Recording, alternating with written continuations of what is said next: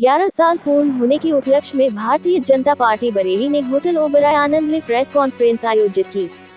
Bareilly Uttar Pradesh press वार्ता से पहले केंद्र सरकार के 11 साल पूर्ण होने के उपलक्ष्य में एक प्रदर्शनी का भी आयोजन किया गया, जिसमें सांसद छत्रपाल गंगवार और उत्तर प्रदेश सरकार के कैबिनेट मंत्री धर्मपाल सिंह ने प्रदर्शनी का फीता काटकर शुभारंभ किया। इस मौके पर महापौर डॉक्टर उमेश गौतम, जिला पंचायत अध्यक्ष रश्मि पटेल, श्रुति गंगवार, एमएलसी कुंवर महाराज सिंह, बहुरन मौर्य, डॉक्टर डीसी वर्मा, जिला अध्यक्ष सोमपाल शर्मा, आदेश प्रताप सिंह, महानगर अध्यक्ष अधीर सक्सेना, जिला प्रभारी देवेंद्र चौधरी, मीडिया प्रभारी बंटी ठाकुर, अंकित माहेश्वरी, मनीष अग्रवाल, भाजपा वरिष्ठ नेता रविंद्र सिंह राठौर, पूर्व जिला अध्यक्ष पूरन लाल लोधी के अलावा भाजपा के सभी वरिष्ठ नेता मौजूद रहे। आप लोग उपलब्धि के नारे हैं, क्या कहना चाहेंगे, किस तरीके से आप इस सेवा काल को देखिए, माननीय मोदी जी ने 11 वर्ष का जो सेवा काल है वो अति महत्वपूर्ण इसलिए है कि सबसे पहले आम नागरिक को सुरक्षा की गारंटी होती है।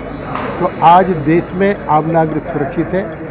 सुरक्षा दो तरीके की होती है, आंतरिक सुरक्षा और बाहरी सुरक्षा। बाहरी सुरक्षा सेना करती है, सेना चाक चौबंद है। आज आतंकवाद का सफाया हो गया है और माननीय मोदी जी ने पहलगांव की घटना का बदला 100 किलोमीटर अंदर घुस के पाकिस्तान में जहाँ केंद्र थे आतंकवादियों के, उनको ध्वस्त करने का काम किया है।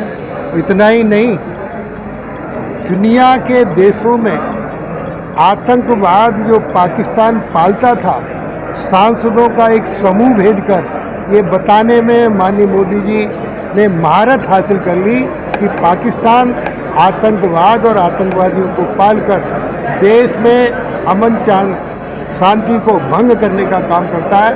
तो आज माननीय मोदी जी के इन 11 वर्षों में दुनिया मोदी जी के साथ खड़ी है। और सबसे पहले मैं एक और बधाई देना चाहता हूँ, जो ओवैसी, जो भारतीय जनता पार्टी को कस-कस के पानी पी के गाली देते थे देश में, आज उन्हीं ओवैसी ने पाकिस्तान की कच्चा चिट्ठा खोलकर पाकिस्तान को पलट कर मारा है कि पाकिस्तान आतंकवाद और आतंकवादी देश है। मंत्री जी अखिलेश कह रहे हैं कि 11 साल केंद्र सरकार के 9 साल राज्य सरकार में हो गए हैं, 20 साल का हिसाब देना चाहिए और कमीशन को लेकर झगड़े हो रहे हैं। देखिए, अखिलेश जी के समय कुछ नहीं हुआ, कानून व्यवस्था ध्वस्त थी, गुंडों का राज था, अपराधी जमीनों पर कब्जे करते थे, आम नागरिक त्रस्त था। ये समाजवादी पार्टी की उपलब्धि थी, योगी सरकार की उपलब्धि है, माननीय मोदी सरकार की उपलब्धि है। आज एयरवेज यानी पूरे देश में एयरवेज बन रहे हैं। रेल देखिए, दो तरीके की, सेफ्टी, इलेक्ट्रिसिटी और कनेक्टिविटी, ये तीनों चीज़ें मोदी जी के राज्य में बेहतर हैं और योगी जी उसको और गति देने का काम उत्तर प्रदेश में कर रहे हैं। धन्यवाद। फिर से बोलिए, क्या बोला आपने?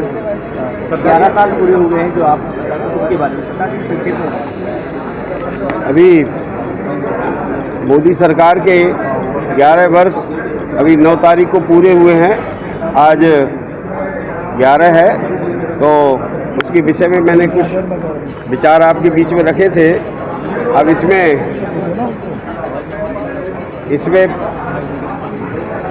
सुशासन, सेवा और गरीब का कल्याण, इसमें विशेष रूप से तीनों बातों पर हमारी सरकार का विशेष फोकस रहा है और उसके बारे में कुछ बातें रखी हैं। जन कल्याणकारी बहुत सारी योजनाओं के बारे में मैंने संक्षेप में बताया था। देश की सुरक्षा के हिसाब से भी, जैसे अभी ऑपरेशन सिंदूर का विषय, पहलगांव में कोई घटना हुई और उस पर ऑपरेशन सिंदूर जो अभी चल रहा है, देश से आतंकवाद को ख़त्म किया है। और न केवल विदेशी ताकतें, अपने अंदर भी बहुत सारी ऐसी एजेंसी जो देश को कमज़ोर करने का कार्य कर रही थी, उन पे भी सब पे अंकुश लगा है।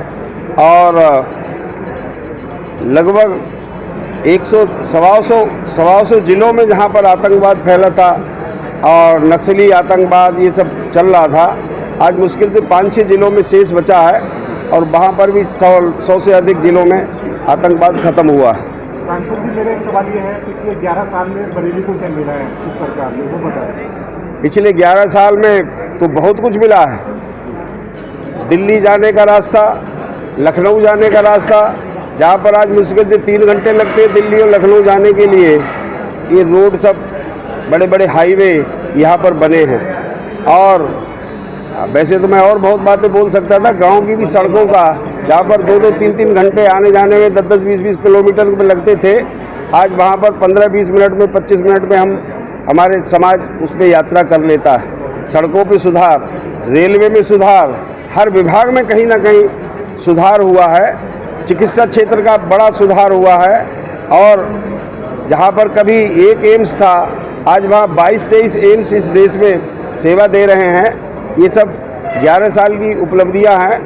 वरना तो ये अभी जैसे मैं बोल रहा था कि घोटालों का देश समझने लगी थी दुनिया, ये घोटालों का देश है और यहाँ पर कोई काम करने के लिए तैयार नहीं था। आज उसमें सब में बदलाव हुआ है, सोच बदली है, समाज की सोच बदली। कांग्रेस लगातार 11 साल देश बर्बाद हुआ है, देश आवाज नहीं है, कांग्रेस का कहना। अब उन्हें विपक्ष के लिए कुछ कहने को बचा नहीं है, इसलिए वो अब इसी प्रकार की बातें करते हैं।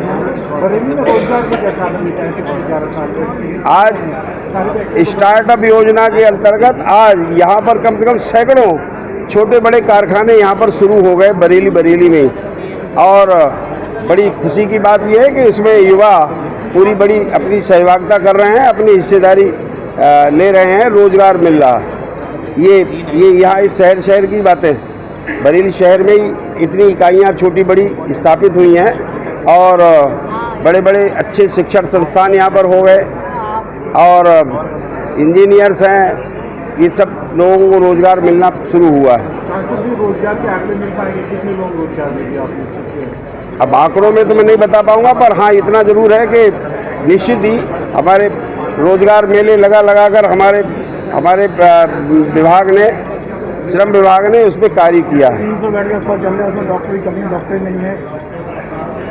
अब डॉक्टर्स तो अस्पताल में जरूर आने चाहिए, बात ठीक है।